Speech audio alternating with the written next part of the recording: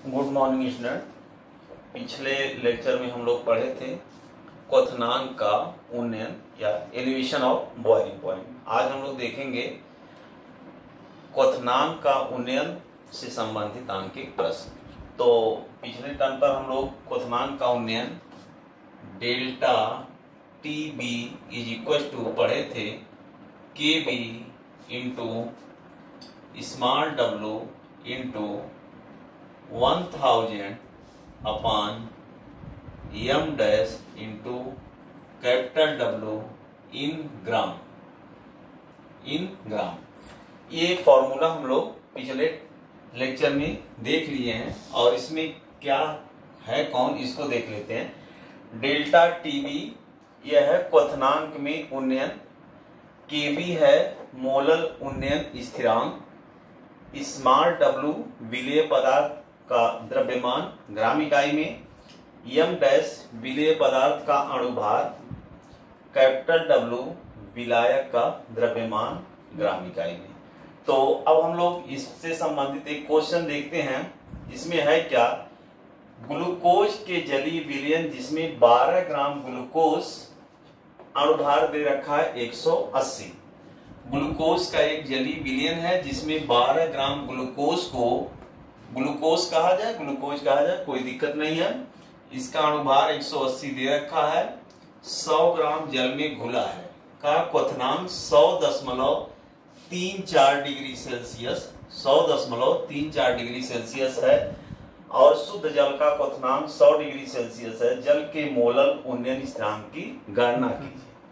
तो अब हम लोग देखते हैं कि इसमें दिया है प्रश्न में क्या कि 12 ग्राम ग्लूकोज है, 12 ग्राम ग्लूकोज है, ग्लूकोज। अब इस 12 ग्राम ग्लूकोज को 100 ग्राम जल में घोला गया है, 100 ग्राम जल में घोला गया है, 100 ग्राम वाटर यानी 100 ग्राम जल में घोला गया है। अब जब इसमें घोल दिया गया 100 ग्राम जल में जब 12 ग्राम ग्लूकोज घोल दिया गया तो पाया गया कि ये जल जो विलयन बन गया, जल और ग्लूकोज का जो विलयन बना इसका क्वथनांक 100.34 डिग्री सेल्सियस है। और जब ये शुद्ध जल था तो इसका क्वथनांक 100 डिग्री सेल्सियस है। तो जल के मोलल उन्नयन स्थिरांक की गणना कीजिए, ये प्रश्न है।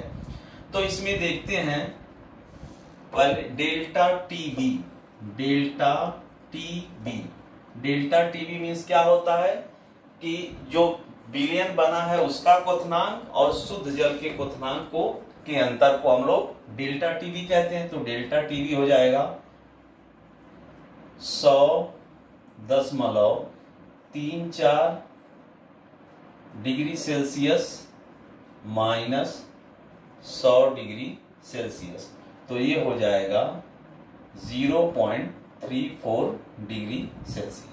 यानी डेल्टा टीबी यानी क्वथनांक में उन्नयन कितना हुआ, यानी जल में जो शुद्ध जल था उसमें जब 12 ग्राम ग्लूकोज घोले हैं तो उसके क्वथनांक में जो उन्नयन हुआ वो हुआ कितना, 0.34 डिग्री सेल्सियस की।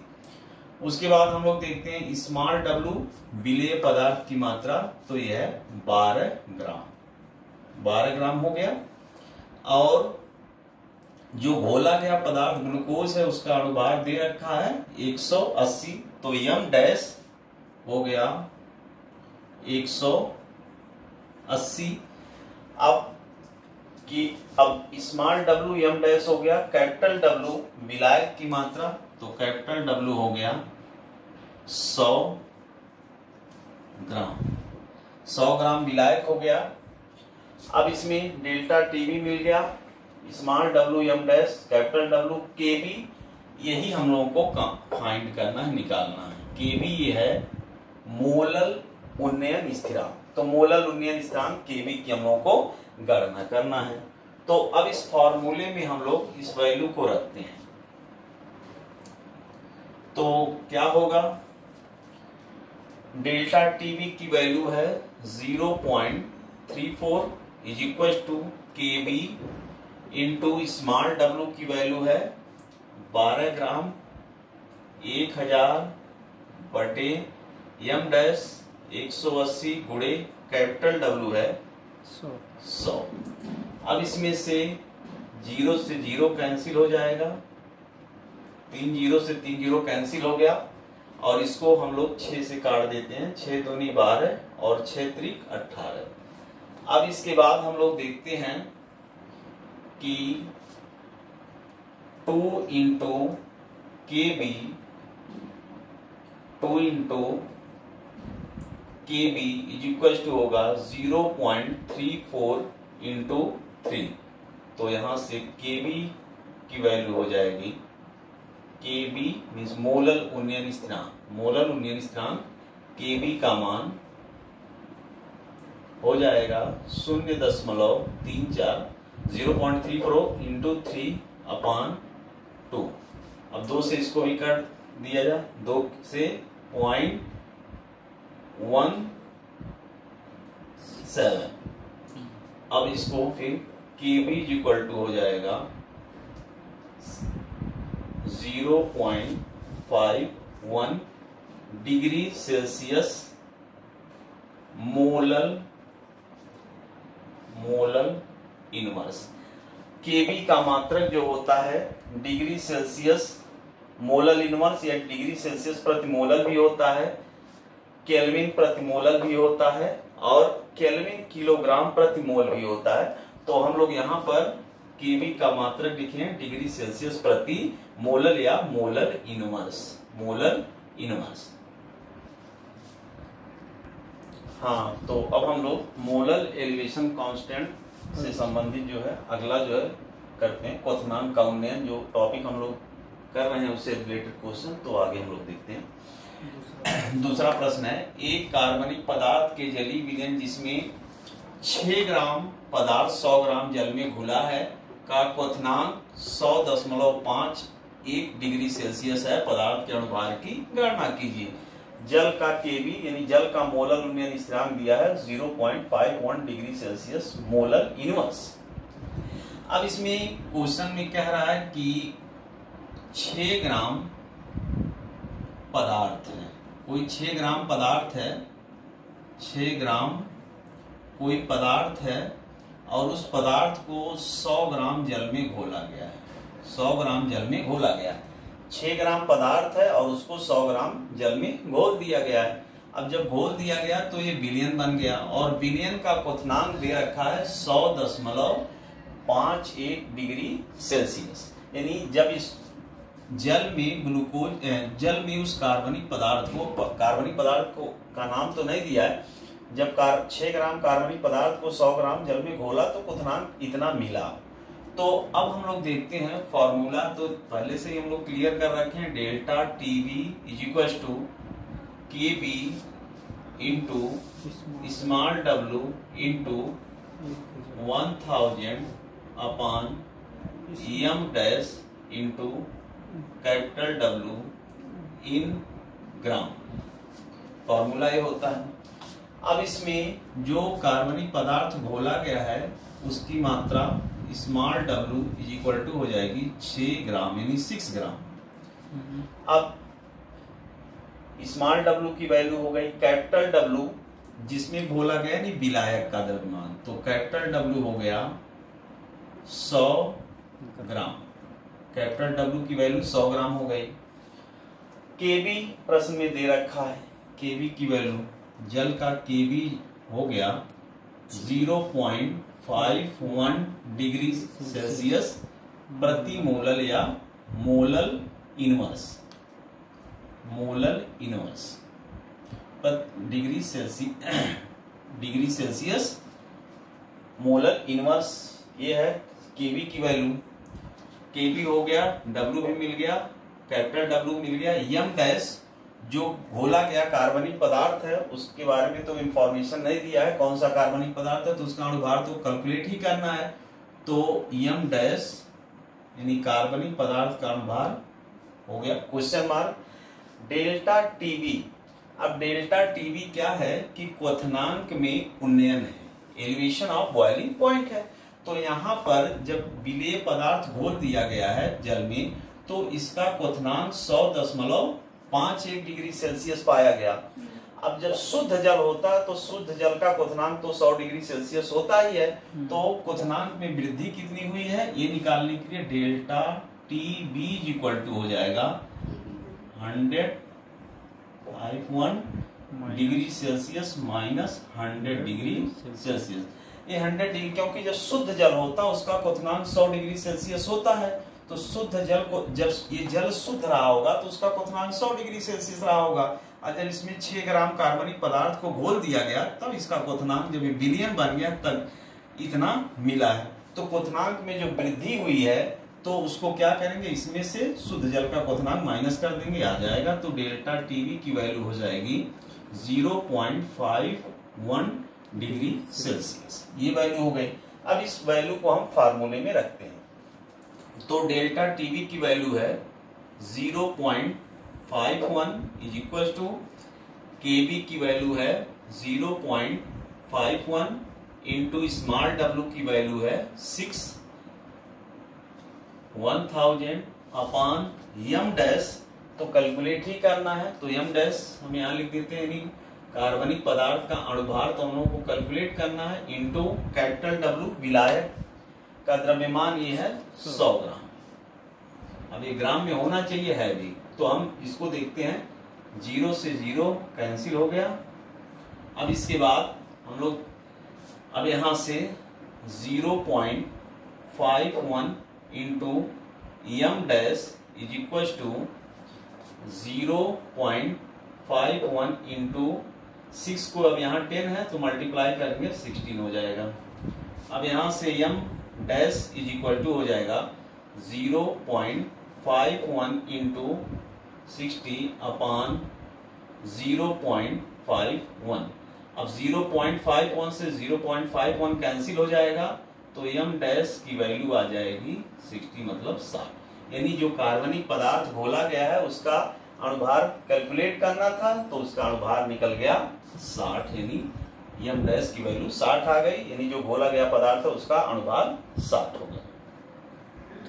हाँ, तो क्वथनांक में उन्नयन से संबंधित हम लोग अगला तीसरा क्वेश्चन सॉल्व करने चल रहे हैं। तो थर्ड क्वेश्चन क्या है, 6 ग्राम यूरिया को 200 ग्राम जल में घोलने पर जल के क्वथनांक में उन्नयन की गणना कीजिए। जल के लिए मोलर उन्नयन स्थिरांक का मान 0.52 केल्विन किलोग्राम मोल इनवर्स है। तो अब इस प्रश्न में क्या कहा गया है कि 6 ग्राम यूरिया लिया, 6 ग्राम यूरिया लिया गया है। अब 6 ग्राम यूरिया है तो इसको जो है 200 ग्राम जल में घोला गया है। ये 6 ग्राम यूरिया लिए हैं और इस 6 ग्राम यूरिया को हम 200 ग्राम जल में घोला गया है। 200 ग्राम जल में घोला गया है। तो कह रहा है कि क्वथनांक में उन्नयन की गणना कीजिए, मतलब क्वथनांक उसका कितना बड़ा होगा, कितना एलिवेशन हुआ होगा, इसी की गणना करना है। जल के केबी की वैल्यू दे रखा है। तो चलिए हम लोग देखते हैं, फार्मूला वही पुराना ही लगेगा। Delta T B equal to K B into small W into 1000 upon Yama dash into capital W in gram. ये वैल्यू ये फॉर्मूला लगेगा। तो क्या है, घोला गया पदार्थ 6 ग्राम है तो स्मॉल डब्ल्यू की वैल्यू हो गई 6 ग्राम। 6 ग्राम। अब घोला गया जो पदार्थ है वो यूरिया है, तो यूरिया है। अब यूरिया का फॉर्मूला हम लोग देखेंगे तभी यम डैश अणुभार यूरिया का निकल पाएगा। तो यूरिया का फॉर्मूला होता है NH2CO NH2। यूरिया का फॉर्मूला होता है NH2CO NH2। अब इसका हम लोग को अणुभार निकालना है, का अणुभार यूरिया होता है उसका फॉर्मूला होता है NH2CO NH2। अब ये यूरिया हो गया, यूरिया का अणुभार जो है निकालना है। अब यूरिया का परमाणु भार तो यहाँ दे नहीं रखा है तो हम बता देते हैं। इसमें नाइट्रोजन, हाइड्रोजन, कार्बन, ऑक्सीजन यही तत्व होते हैं। तो नाइट्रोजन का परमाणु भार होता है 14। अब नाइट्रोजन के बाद हाइड्रोजन की की बारी आती है। हाइड्रोजन का परमाणु भार होता है 1, कार्बन का परमाणु भार होता है 12 और ऑक्सीजन का परमाणु भार होता है 16। अब ये दिया नहीं है लेकिन हमने बता दिया। अब इसी परमाणु भार की सहायता से हम लोग यूरिया का अणुभार निकालेंगे।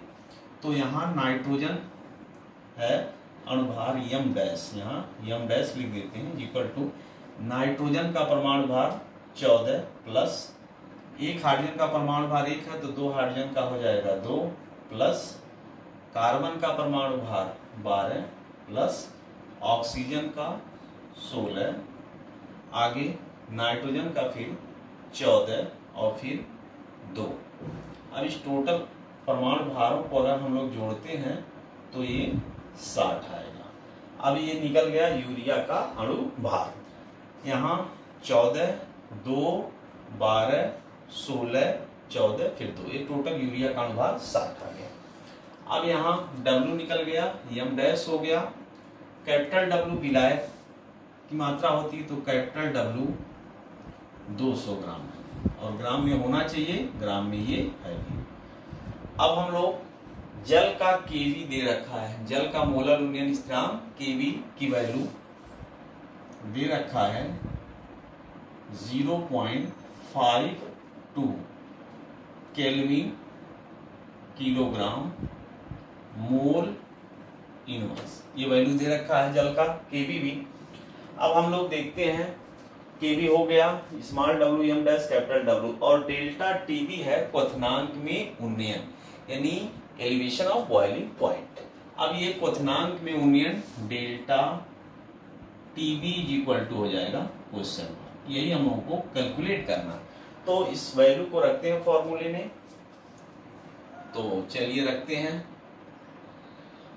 Delta T B equal to हो जाएगा केवी की वैल्यू है 0.52 इंटू स्मॉल w की वैल्यू है 6 इंटू 1000 अपॉन यम डैश की वैल्यू है 60 इंटू कैपिटल W 200 ग्राम।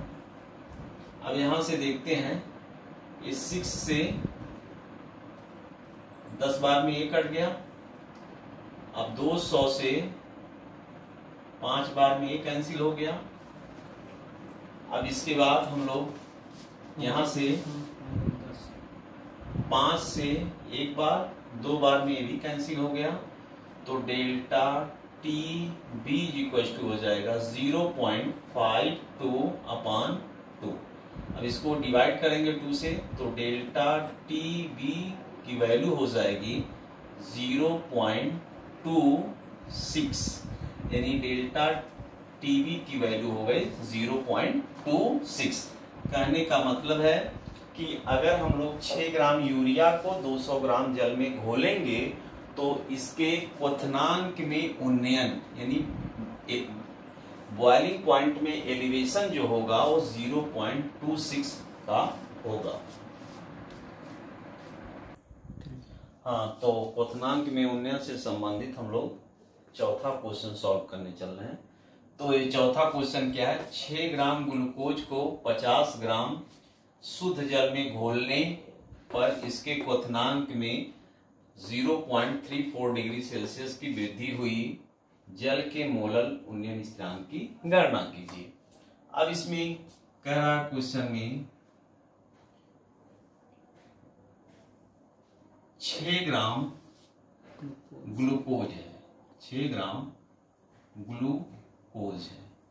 अब इस 6 ग्राम ग्लूकोज को हम लोग घोले हैं 50 ग्राम जल में, 50 ग्राम जल में घोला गया है, 50 ग्राम जल में घोला गया है यानी 6 ग्राम ग्लूकोज को 50 ग्राम जल में घोला गया है। तो इसके क्वथनांक में जो उन्नयन हुआ है, मतलब इसके बॉइलिंग पॉइंट में जो एलिवेशन हुआ है वो है 0.34 डिग्री सेल्सियस की। तो कह रहा है जल के मोलर उन्नयन स्थान की गणना कीजिए। तो फॉर्मूला पहले नोट कर देते हैं, delta T B equal to K B into small w into 1000 upon M dash into capital W in gram, ये फॉर्मूला है। अब इसमें देखते हैं स्मॉल डब्ल्यू घोले गए पदार्थ की मात्रा है 6 ग्राम। उसके बाद एम डैश जो घोला गया पदार्थ है उसका अनुभार, तो घोला गया है ग्लूकोज, तो ग्लूकोज का फॉर्मूला होता है C6H12O6, ये ग्लूकोज का फॉर्मूला है। अब ग्लूकोज का फॉर्मूला तो मिल गया, लेकिन इसका हमको चाहिए अनुभार। तो अनुभार निकालने से पहले तो हमको परमाणु भार की जरूरत है, परमाणु भार पता होना चाहिए। तो प्रश्न में दिया तो है नहीं, लेकिन हम इसको नोट कर बता देते हैं। कार्बन का परमाणु भार 12 होता है, कार्बन का परमाणु भार 12 होता है, और हाइड्रोजन का परमाणु भार 1 होता है, और ऑक्सीजन का परमाणु भार 16 होता है। अब हम लोग देखते हैं ग्लूकोज का परमाणु भार हमको पता चल गया, तो अणुभार हम लोग निकाल लेंगे। तो C6H12O6 का अणुभार m dash is equal to, carbon का 12 होता है, तो एक कार्बन का परमाणु भार 12 है, लेकिन इसमें कार्बन 6 बार है तो 72 हो जाएगा, 72 प्लस एक हाइड्रोजन का परमाणु भार 1 है तो 12 हाइड्रोजन का तो 12 हो जाएगा, यानी 12 प्लस ऑक्सीजन का 16 होता है परमाणु भार, लेकिन यहाँ 6 बार है तो ये 16 छक्के 96 96 हो जाएगा। टोटल जोड़ेंगे तो 180 आ जाएगा। अब ये जो है अणुभार निकल गया ग्लूकोज का। उसके बाद डेल्टा टीबी क्वथनांक में उन्नयन दे रखा है, डेल्टा टीबी की वैल्यू दे रखा है 0.34 डिग्री सेल्सियस। अब उसके बाद कैपिटल डब्ल्यू की वैल्यू भी दे रखा है, कैपिटल डब्ल्यू 50 ग्राम, 50 ग्राम। अब ये सारा वैल्यू मिल गया। अब इसको हम फार्मूले में रखते हैं, और इसमें पूछा गया है मोलल उन्नयन स्थिरांक। जल का जो मोलल उन्नयन स्थिरांक है केबी को हम लोगों को निकालना है। अब इस वैल्यू को फार्मूले में रखते हैं, तो डेल्टा टीबी की वैल्यू है 0.34 बराबर केबी की वैल्यू तो कैलकुलेट ही करना है, इनटू स्मॉल डब्ल्यू की वैल्यू है 6 और ये 1000 हो गया, अपान एम डैश है 180 गुणे, अब कैपिटल डब्ल्यू की वैल्यू है 50। अब यहां से 0 0 0 कैंसिल हो गया। अब 5 से इसको काट देते हैं, 5 1 5 5 दो बार में 10, ये कैंसिल हो जाएगा। अब ये 6 एक बार और ये 3 बार में ये कैंसिल हो जाएगा। अब यहां से हमको मिल गया KB is equal to 0.34 into 3, तो KB की वैल्यू हो गई 0. अब इसको 3 से मल्टीप्लाई करेंगे तो 2 हो जाएगा, 3 चौके 12 2 और 1 हो जाए, 3 3 9 1 10 और ये हो जाएगा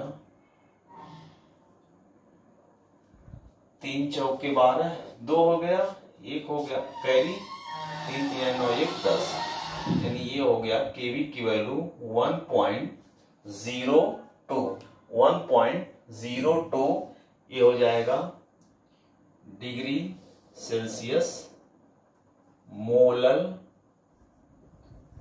inverse, degree Celsius molal inverse, ये केवी की वैल्यू हो जाएगी। ठीक है, हाँ 1 मिनट, इसमें 2 जो है छूट गया है, ये गड़बड़ हो गया, रुक जाइए 1 मिनट। इसको यहां से देखे 1 मिनट, यहाँ 2 छूट गया था, तो ये हो जाएगा 0.34 is equal to KB into 2/3 हो जाएगा, ये हो जाएगा। तो यहां से Kb इज इक्वल टू हो जाएगा 0.34 इंटू 3/2। अब इसको 2 से कैंसिल करते हैं तो 0.17 हो गया। तो यहां से अब Kb की वैल्यू हो जाएगा, Kb बराबर हो जाएगा 0.51 डिग्री सेल्सियस मोलल इनवर्स। ये जो है Kb की वैल्यू हो गई, Kb की वैल्यू हो गई डिग्री सेल्सियस मोलल इनवर्स। तो ये जो है जल का Kb हम लोग काउंट कर लिए। तो अगर 6 ग्राम ग्लूकोज को 50 ग्राम जल में घोलें और क्वथनांक में इतने की वृद्धि होगी तो मोलल उन्नयन स्थिरांक Kb की वैल्यू आ जाएगी 0.51 डिग्री सेल्सियस मोलल इनवर्स।